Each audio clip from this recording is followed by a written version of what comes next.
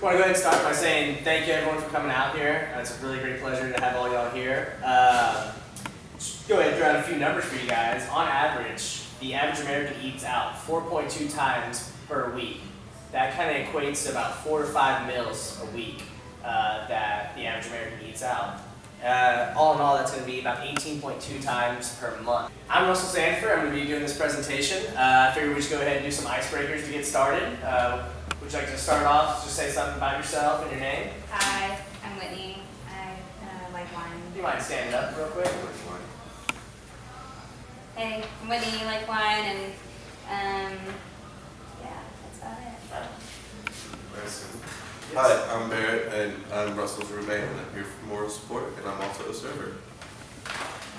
Hey, my name's Shay. I serve tables, and I just want to learn some more about it. Excellent. I'm Hallie.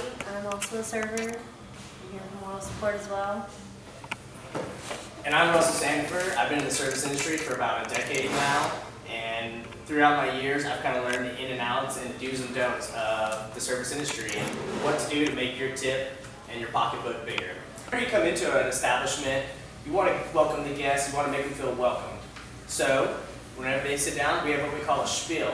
A spiel, in other words, is just an informal kind of introduction about yourself to kind of get yourself acquainted with the guests, and at the same time, give them a little quick bio about the establishment.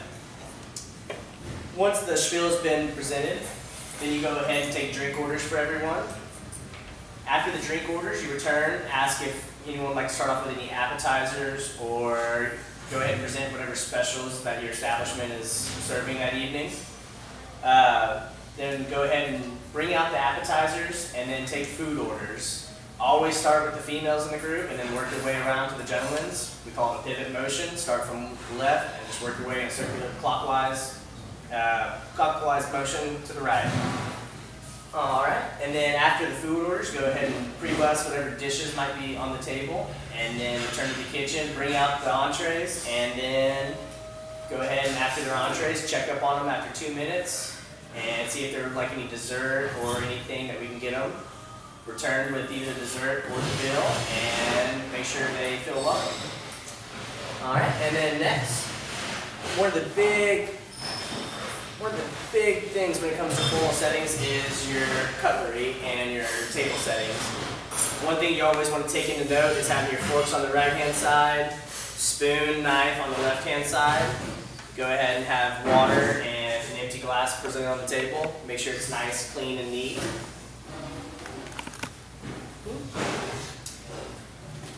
One of the big do's and don'ts about kind of getting a bit larger tip is about product knowledge.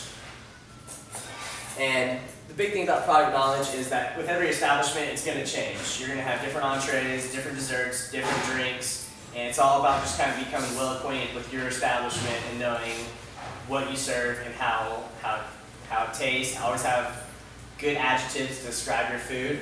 And next, if I can get a couple volunteers over here. All right, Barrett, Shay, thank you for volunteering. Go ahead and have a seat. So, a couple of the big things. Whenever you're presenting and taking away food off the table, make sure we're always taking empty plates, dirty plates, away from the left-hand side. And then whenever you're presenting your food or your entree, always present it on the right-hand side of the guest. How does your food look, sir? Wonderful. Delicious. All right, and next, one of the big things when it comes to serving is going to be your wine. It is a quick upsell. It's going to make your bill skyrocket, and at the end of the day, it's going to do what you want, and that's going to be grow your tip. So, right here in front of me, I got 2 different wine openers. I have the wing thingamabobber and the waiter thingamabobber. It depends on who you are and what your preference is. Me personally, I like to go with the waiter thingamabobber. It tends to be a lot easier to handle, and it's just more waiter friendly. And there's some of the wine basics whenever it comes to trying to upsell your wine.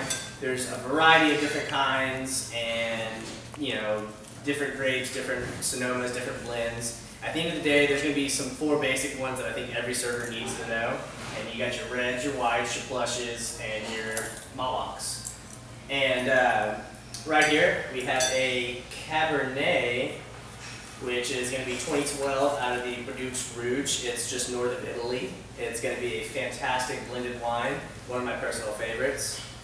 And whenever you're presenting the wine to your guest, always grip it with a cloth in hand. This is not going to disturb the temperature of the wine, and at the same time it also looks really nice, doesn't leave any fingerprints on the glass. And whenever the customer decides he wants to order wine, so customer, is this the wine that you want? That is. Excellent. Go ahead and start by splitting the top. There's no easy way to do this. I mean, other than just kind of taking the knife to it and just trying to be as smooth as possible. You just pop that off. Now with wines, you have different kind of openers, but the most common one is just going to be your typical like push down cork.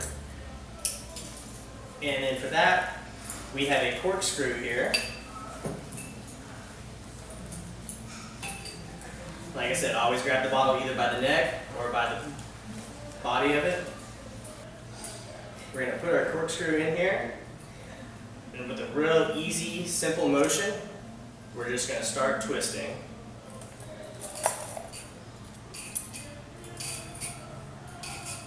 You want to go about 3/4 of the cork down. Be very careful. You don't want to, dismantle the cork and then have it floating around the bottle. That can kind of disrupt the tannins. Once we do that, we're going to place it on here. And simply, it has a little lever motion right there, and we're just going to sit there and put that on there and use that leverage handle just to push up with it. Get the cork out a little bit more, bring it back down, grip the bottle again by the neck, and grab the lever handle and push up. Get to the point where you can kind of get to where you just pull it off.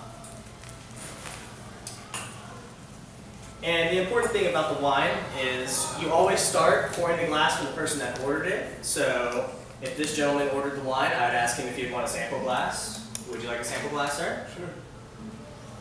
The important thing about the sample glass is you're not trying to fill the glass up. You're simply just trying to get enough in the glass that he can kind of taste it and see if he wants to spend his money on this wine.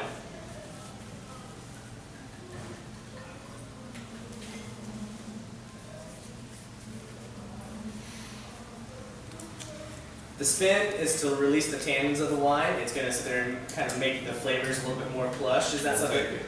We'll take it. Okay. Always start pouring with the opposite guest and the one that ordered, and then finish with the gentleman that ordered the wine.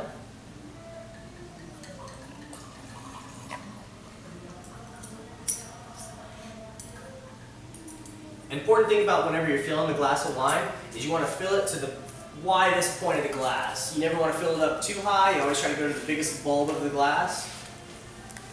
That way we don't overspill, and it's nice. And continue pouring for your other guests.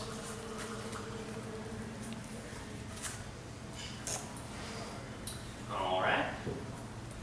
Now, if y'all two would like to have a glass of wine, I'll go ahead and have a drink.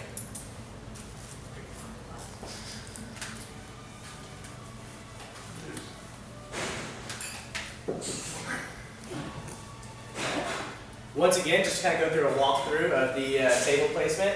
Always remove cluttery, empty dishes from the left-hand side, present with the right. And I guess a good tip of the trade is, for a server, you never know when to take away, when exactly are they finished with their meal. It's kind of a gray area when it comes to serving. You never want to try to take someone's plate away from them whenever they're not done. You might lose a finger or two. There's a couple different rules of the road when it comes to taking away food. There's either, an individual will throw a napkin onto the plate, that signifies that they're also finished, or they can turn their cutlery vertical on the plate, and that sometimes also indicates that they are finished with their meal.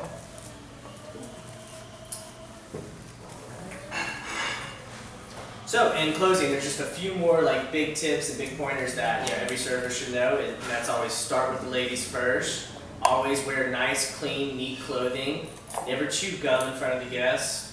Never Never have inappropriate conversations or, any informal conversations in front of the guest with other coworkers or with the guest in general. It needs to be 100% professional.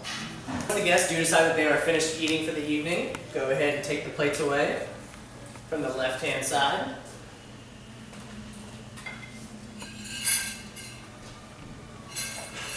Alright.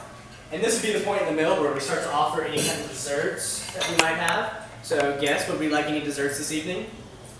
Yes? Alright, well let me tell you about some of the specials that my restaurant offers. We have the mousse cake, we have the rock slide fudge brownie, banana pudding, peach cobbler. Now all these desserts are good desserts, and it's all a preference to the guests.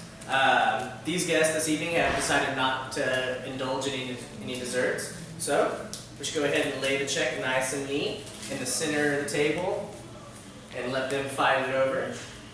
Alright, and after the guests have gotten their check, go ahead and welcome or thank them again for coming out this evening. Thank you all so much. And y'all have a lovely evening. If y'all need anything, my name is Russell. Y'all just let me know.